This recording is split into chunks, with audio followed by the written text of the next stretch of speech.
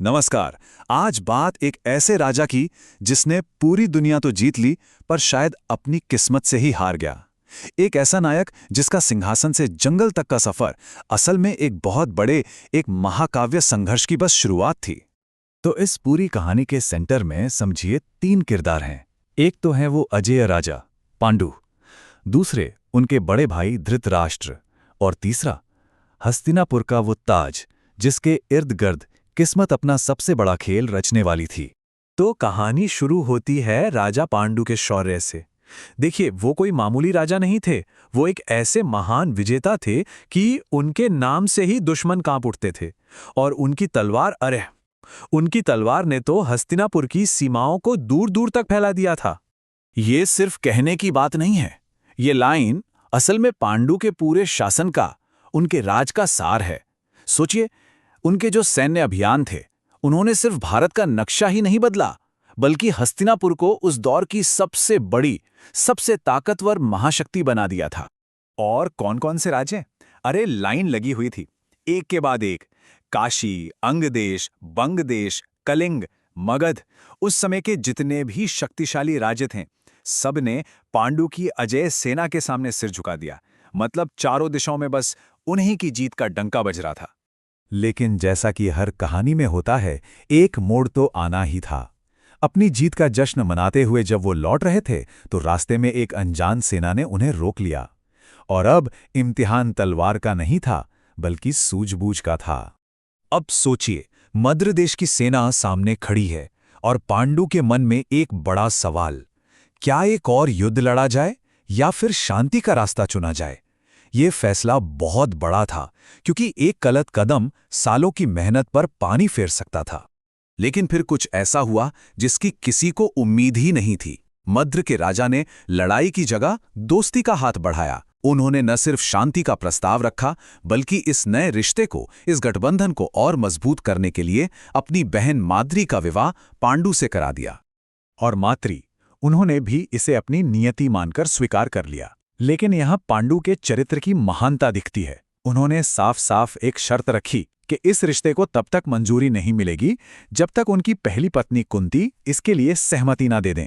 तो हस्तिनापुर में पांडु का जोरदार स्वागत तो हुआ, लेकिन वहां पहुंचते ही उन्होंने एक ऐसी बात कही जिसने सबको हैरान कर दिया। उन्होंने कहा कि वो कुछ समय के लिए सिंहासन से दूर कहीं एकांत में विश्राम करना चाहते हैं। देखिए, बात सीधी सी थी। सालों तक लड़ाई के मैदान में रहने के बाद पांडु राजकाज की इस भाग दौड़ से, इस थकान से दूर होना चाहते थे। और बस इसी एक इच्छा ने एक ऐसे फैसले को जन्म दिया जिसने आगे चलकर पूरे इतिहास का रुख ही मोड़ दिया। और वो फैसला क्या था?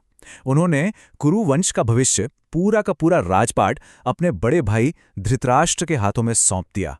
हाँ, वही धृतराष्ट्र जो जन्म से देख नहीं सकते थे।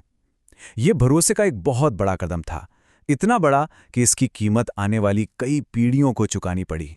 तो अब कहानी का फोकस जंगल से हटकर वापस हस्तिनापुर के सिंहासन पर आ जाता है, जहां ताज पहनते ही धृतराष्ट्र के मन में दबा हुआ एक पुराना जख्म फिर से ताजा हो गया। उनकी पत्नी रानी गांधारी एक तरह से विवेक की आवाज बनकर उन्हें समझाती हैं। वो अपने पति को याद दिलाती हैं कि ये ताज उनका हक नहीं, ये तो बस एक अमानत है जो पांडु उन्हें सौंप कर गए हैं। और यहीं पे धृतराष्ट्र के मन में छिपी वो गहरी टीस, वो महत्वाकांक्षा बाहर आती है। वो मानते थे कि कुरुवंश के सबसे बड़े बेटे होने के नाते ये ताज तो असल में हमेशा से उनका ही था। लेकिन उनकी आंखों ने, उनकी किस्मत ने उन्हें धोखा दे दिया। और ठीक इसी कमजोर पल में एंट्री होती है शकुनी की। वो धृतराष्ट्र की इन अधूरी इच्छाओं की आग में घी डालने का काम करता है। वो कहता है कि भाग्य कोई सीमा नहीं है, भाग्य तो दुश्मन है जिसे हराया जा सकता है और हराना ही चाहिए। और इन सब के बीच एक और बात हो रही थी। रानी कुंती के मन में ना पासे के खेल को लेके एक अजीब सा डर बैठ गया था। उन्हें खुद भी नहीं पता था कि ऐसा क्यों है, पर जब भी वो उन पासों को देखती थी, उन्हें लगता था कि भविष्य में कुछ बहुत बुरा होने वाला है।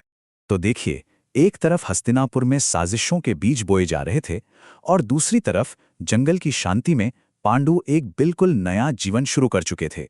लेकिन तभी एक ऋषि उनसे मिलने आते हैं और उन्हें एक ऐसे कर्तव्य की याद दिलाते हैं जो राजपाट से भी कहीं ज्यादा बड़ा था। वो ऋषि उन्हें 3 ऋणों की एक बहुत पुरानी, एक पवित्र अवधारणा के बारे में बताते हैं। और सही मायनों में ये वो पल था जब पांडु का ध्यान तलवार से जीती हुई दुनिया से हटा और जीवन के असली मकसद की तरफ चला गया। तो ये 3 ऋण कौन से थे? पहला देव ऋण, यानी देवताओं के प्रति हमारा फर्ज। दूसरा ऋषि ऋण, जो ज्ञान पाने और उसे बांटने से जुड़ा है। और तीसरा और सबसे महत्वपूर्ण पितृ ऋण, यानी अपने पूर्वजों के प्रति हमारा कर्तव्य, अपने वंश को आगे बढ़ाना। और इन तीनों में से एक राजा के लिए सबसे जरूरी कौन सा था? जाहिर है पितृ ऋण, अपने वंश को आगे बढ़ाना ताकि साम्राज्य का भविष्य सुरक्षित रहे। और इस सबसे बड़े कर्तव्य को पूरा करने की चाबी जाहिर है उनकी पत्नियों के पास थी। और ऋषि किंगडम का यह आशीर्वाद, ये सिर्फ एक दुआ नहीं थी, ये पांडु के जीवन का नया मकसद बन गया था। अब उनकी विरासत तलवार की धार से नहीं, बल्कि अपनी संतान से तय होनी थी। तो अब सवाल ये उठता है, एक राजा जिसके पास अपना राज्य ही नहीं है, वो अपनी विरासत को कैसे सुरक्षित करेगा? एक ऐसा राजा जिसका भविष्य अब तलवार से नहीं बल्कि उसके वंश से जुड़ा है।